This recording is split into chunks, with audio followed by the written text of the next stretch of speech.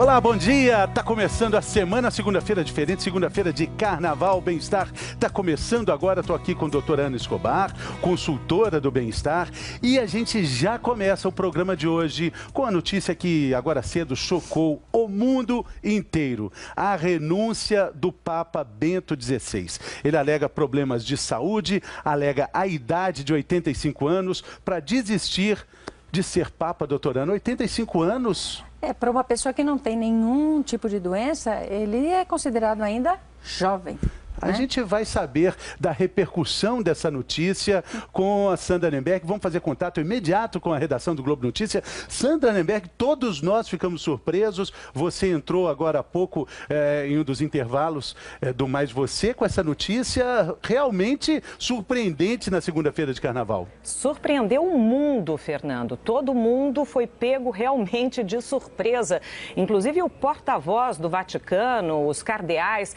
Enfim, o Vaticano confirmou, agora há pouco, então, que o Papa vai ficar no cargo até o dia 28 de fevereiro.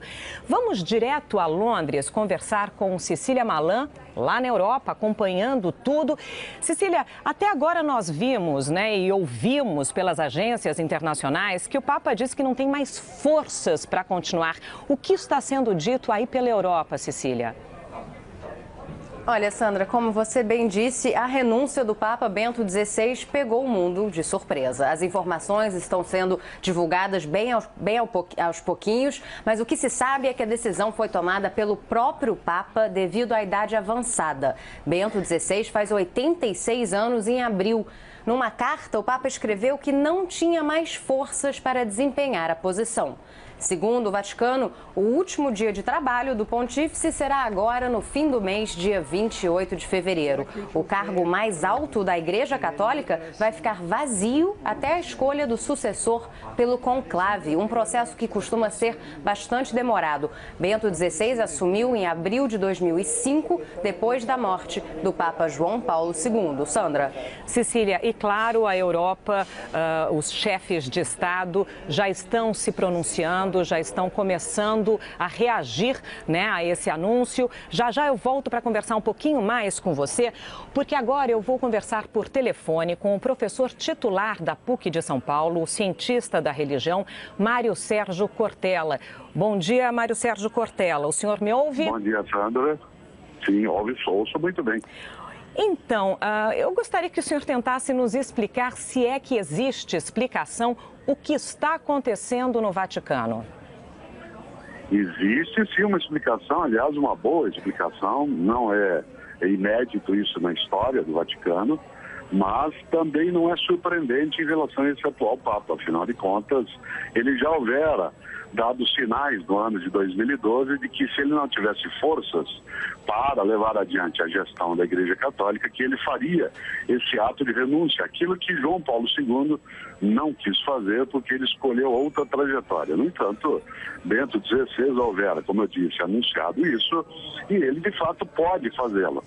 Houve um caso muito mais claro, inclusive no século XIII, quando o Papa Celestino V também o fez de forma deliberada, isto é, decidida, de cabeça própria. E ele demonstra, a atitude, ser uma pessoa que está disposta, no caso, a não deixar que a idade e a fraqueza até mental de um homem na idade que você anunciou, que ele perca condições de gestão. Acho que um ato de inteligência não é inédito e isso leva, claro, a balançar um pouco agora os grandes movimentos dentro da Igreja Católica. Pois é, mas existe alguma notícia de que ele estaria com alguma doença grave para estar tão impossibilitado assim de continuar à frente da Igreja Católica? Não há nenhum rumor desse tipo nessa direção. Afinal, ele não precisaria, de fato. Ele já foi eleito com muita idade. Quando ele foi eleito, ele tinha 78 anos. Ele já era uma pessoa com idade mais avançada. É só nos lembrarmos que João Paulo II, quando eleito, não tinha nem 58 anos. Quer dizer, era um 20 anos a menos do que o atual Papa na eleição. E uma pessoa que vai fazer, como você mesma lembrou, 86 anos de idade, ela, sem dúvida, já tem um certo prejuízo em relação a isso. Ele vem alegando já há um certo tempo cansaço e perda de forças. Como ele é um teólogo consistente, né, se admire ou não como chefe religioso, do ponto de vista intelectual, é uma pessoa muito preparada. E nesta hora, acho que a decisão dele não depende de uma doença específica. 86 anos, com todo o nosso desejo de vitalidade, já traz, né, os seus contrapesos no dia a dia. Professor Cortella? Sim. Bom dia, aqui é o Fernando. É um prazer falar com o senhor. Eu queria só fazer uma colocação, fazer uma pergunta, professor. É o cargo mais alto da Igreja Católica. Não faria parte da liturgia do cargo essa continuidade, já que a última vez que isso aconteceu foi no século XIII, o Papa anterior a ele ficou até o fim. Ou seja, essa continuidade, o cargo é vitalício, isso não é uma composição do próprio cargo mais importante da Igreja Católica? Sem dúvida, Fernando. No entanto, há uma questão. Do ponto de vista teológico, não há uma obrigatoriedade em relação a ser vitalício, né? No ponto de vista da Bíblia, dos cristãos, especialmente no caso dos católicos, na leitura que fazem, a vitalicidade não é uma obrigação. Desse ponto de vista, ela é muito mais uma tradição, que é rompida agora por Bento XVI. Não é o primeiro Papa a renunciar, você lembrou. Outros também o fizeram, inclusive antes até dele, por conta de brigas políticas internas, mas de maneira deliberada, dizendo não consigo mais e não quero prejudicar a Igreja. De fato, é a segunda vez que acontece na história da Igreja. E, portanto, esse cargo importante terá que dar outros passos, ainda não se tem clareza. Já se falava desde o ano passado de alguns nomes que poderiam até sucedê-lo por conta até da idade. E, em princípio, o arcebispo de Milão é quem está mais adiante agora desse processo. Professor, antes de falarmos, portanto, aí da substituição do atual Papa, que fica, portanto, no cargo até o dia 28 de fevereiro, eu vou ler o texto que ele falou aos cardeais. Neste texto, portanto, ele anuncia a sua retirada do cargo. Caros irmãos, eu os convoquei a esse consistório não apenas para as 3 canonizações, mas também para comunicar uma decisão de grande importância para a vida da Igreja. Depois de ter examinado minha consciência diante de Deus por várias vezes, cheguei à certeza de que minhas forças, em razão do avanço da minha idade, não estão mais aptas a exercer adequadamente o ministério de São Pedro. Estou bem consciente que esse ministério, além de sua essência espiritual, deve ser exercido não apenas pelas obras e pela palavra, mas também, e não menos, pelo sofrimento e pela oração. No entanto, no mundo de hoje, sujeito a rápidas mudanças e agitado por questões de grande importância para a vida da fé, para governar o barco de São Pedro e anunciar o Evangelho, o vigor do corpo e do espírito também é necessário. Vigor que, nesses últimos meses, diminuiu em mim de tal maneira que devo reconhecer minha incapacidade de administrar bem o ministério que me foi confiado.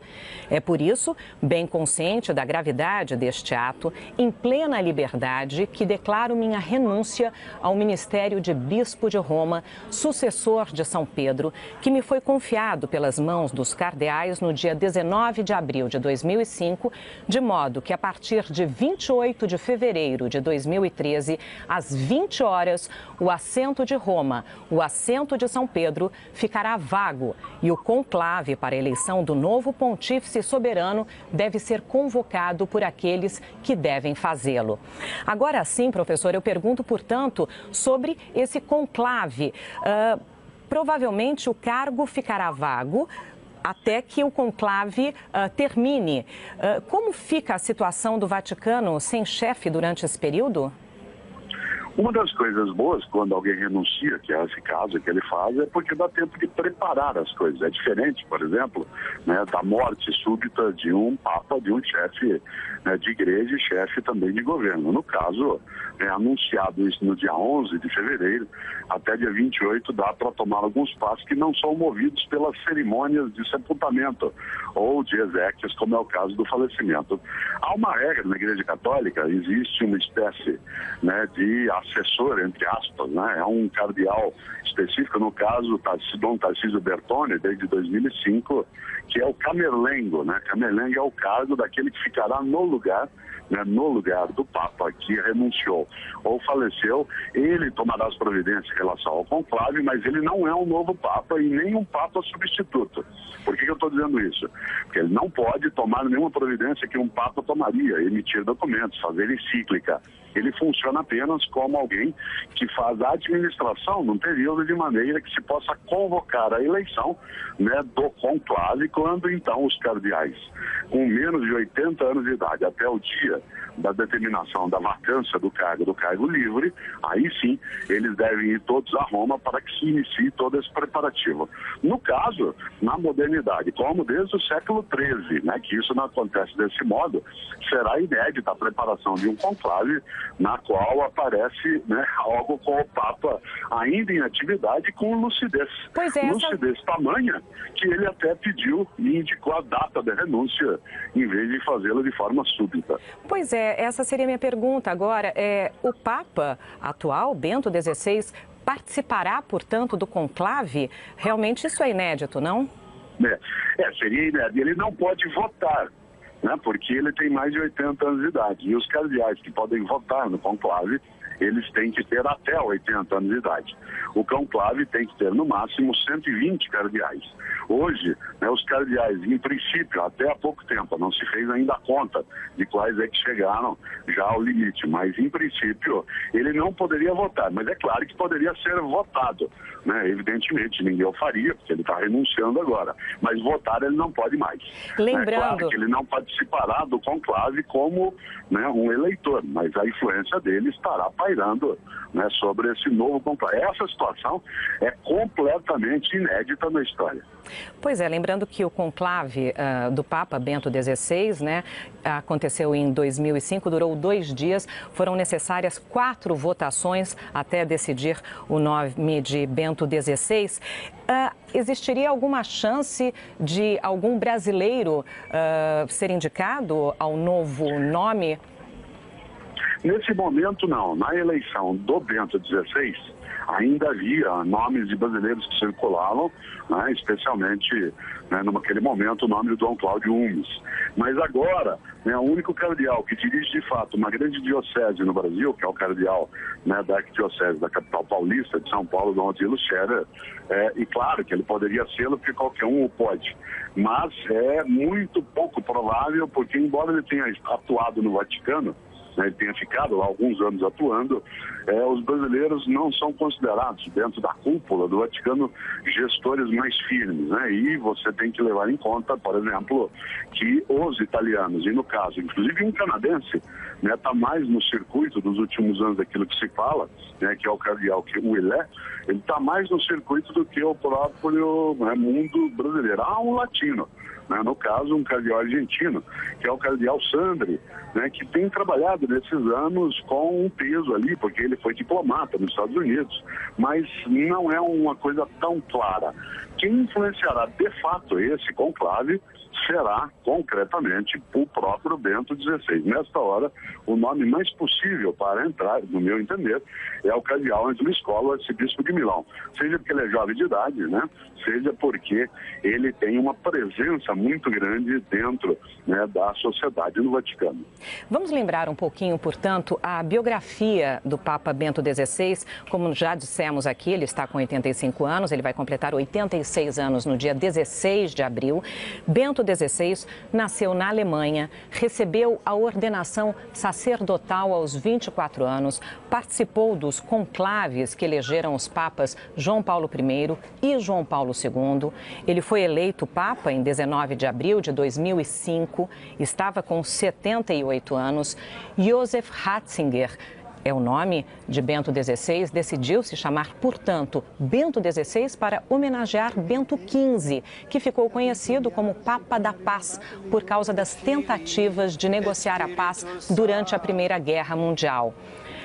Eu vou voltar agora, então, a Londres com Cecília Malan, que está lá no nosso escritório.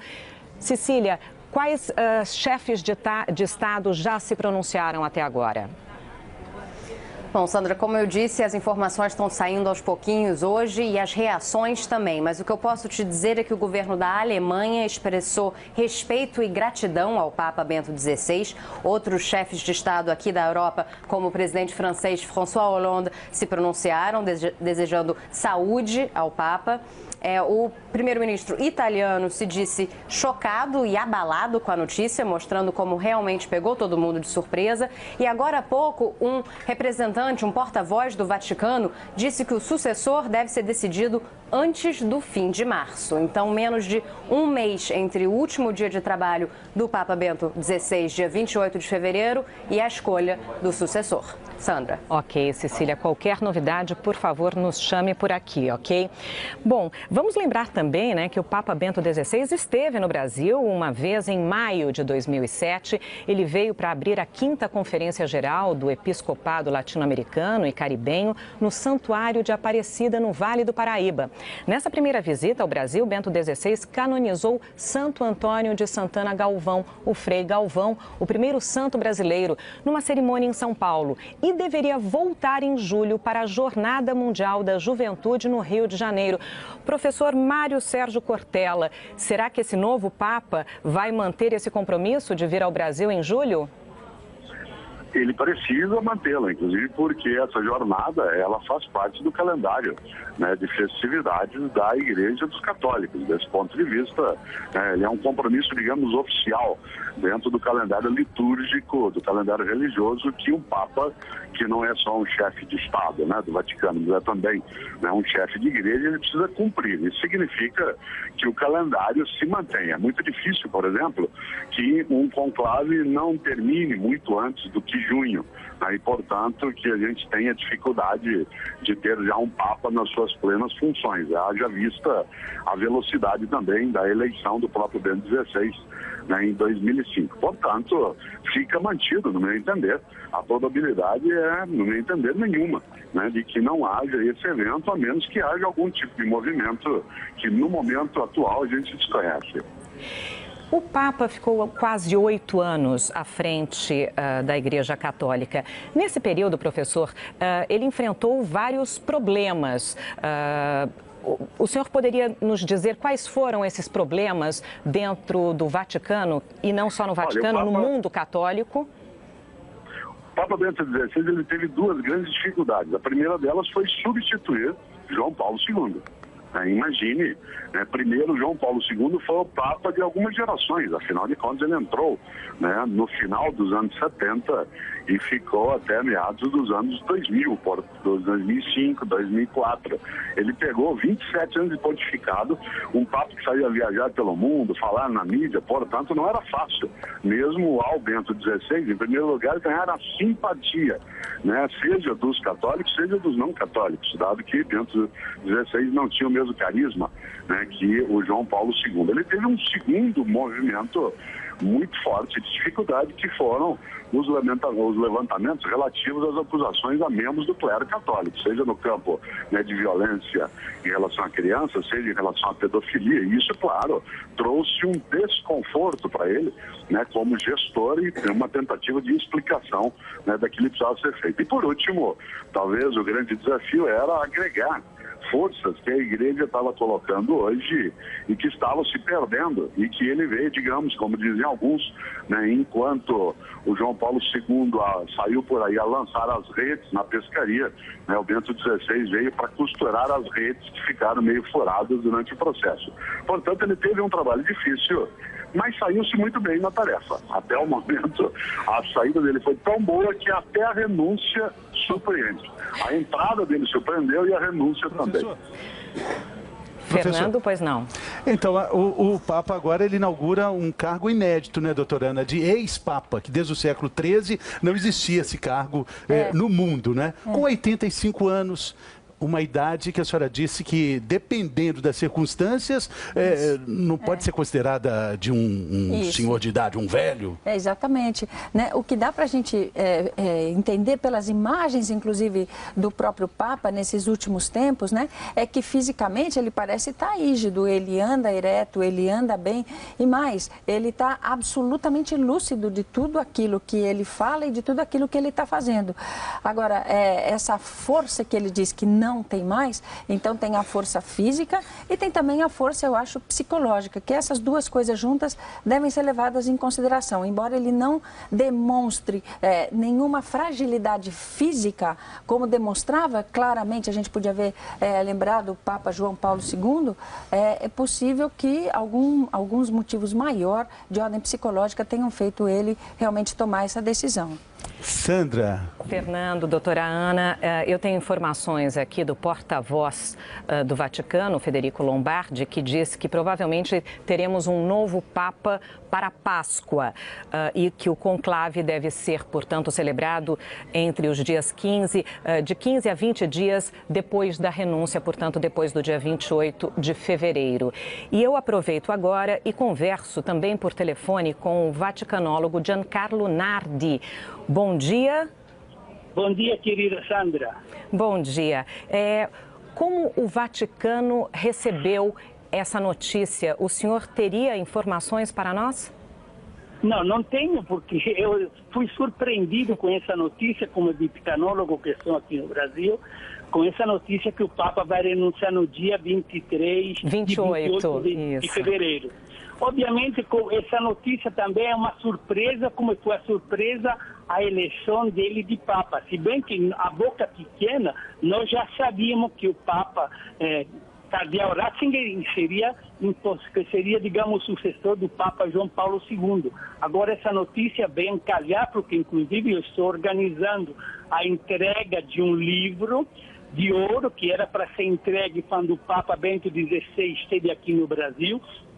E agora, através da CNBB, através do Cardeal de São Paulo, nós vamos prestar uma homenagem ao Papa na Jornada Mundial da Juventude de 23 a 28 no Rio de Janeiro. Está tudo pronto, inclusive você pode ver no meu site aí, do operapiaromana.net.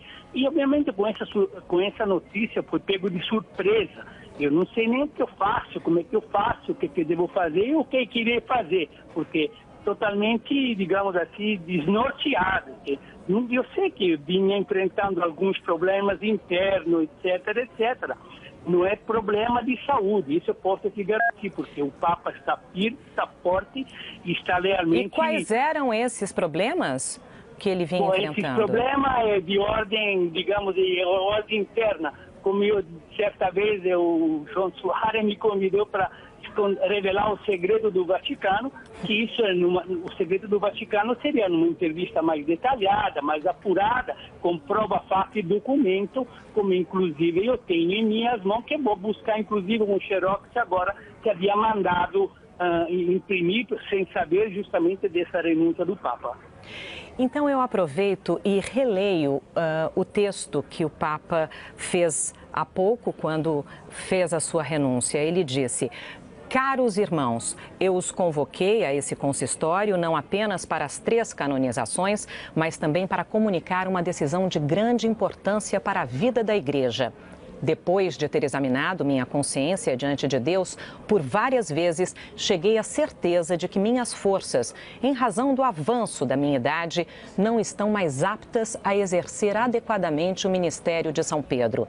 Estou bem consciente que esse ministério, além de sua essência espiritual, deve ser exercido não apenas pelas obras e pela palavra, mas também, e não menos, pelo sofrimento e pela oração.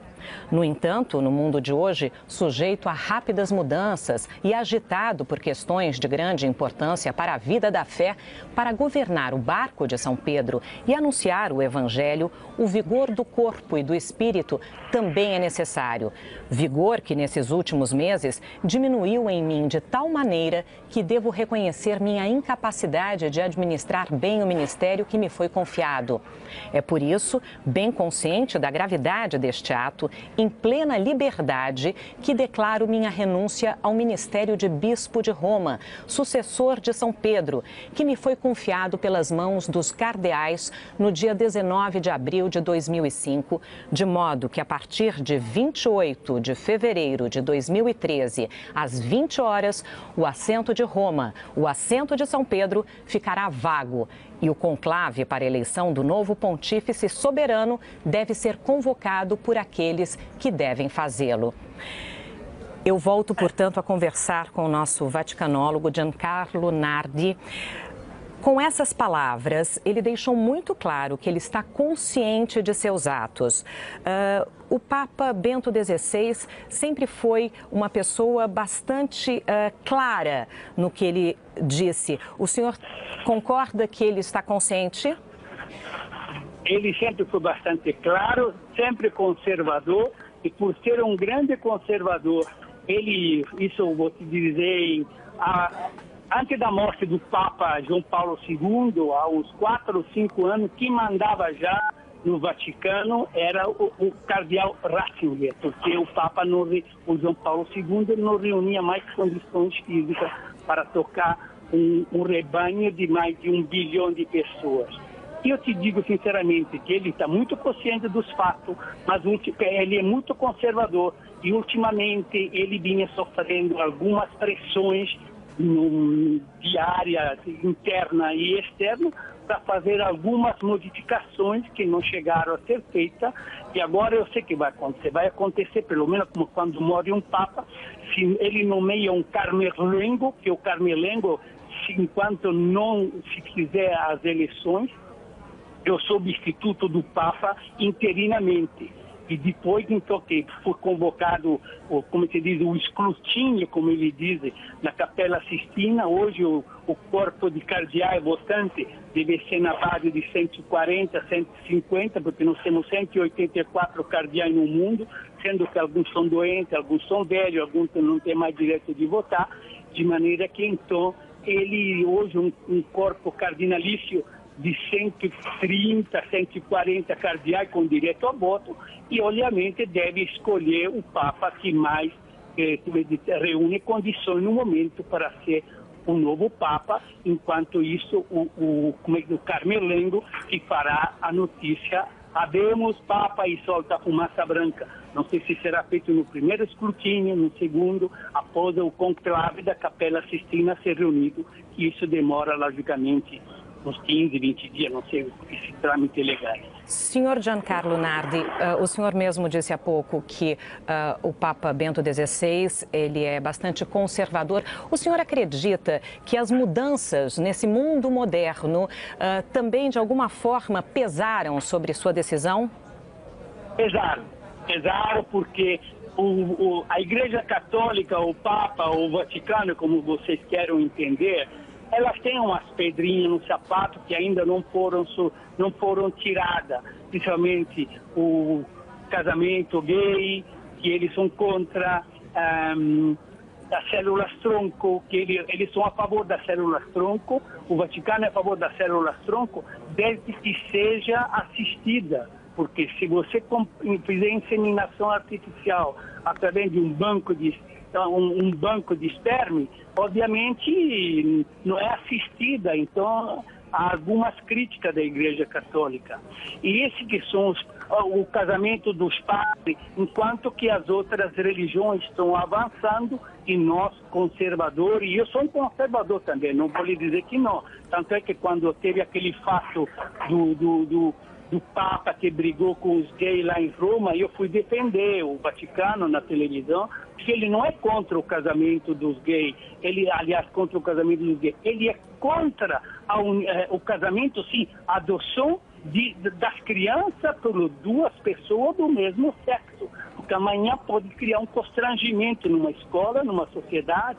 Quem é teu pai? É Maria. Quem é tua mãe? É Maria. Quem é teu pai? É o João. Quem é teu pai? É o João. Você entendeu qual é o problema? Então o Vaticano tem um certo discernimento, digamos, rigoroso a aprovar esse tipo de lei. Agora, é uma questão muito interna, muito, digamos assim, não vou falar uma palavra forte, mas o Vaticano sempre foi dirigido pela máfia interna, que o grande sempre quis comer o pequeno, e o pequeno que come, como é que dizem, se não se adaptar à circunstância interna. Por isso que existe o segredo do Vaticano, inclusive as cartas do Vaticano, que eram segredas, que hoje foram publicadas algumas, por isso que o assessor dele foi preso pelo desvio dessas cartas.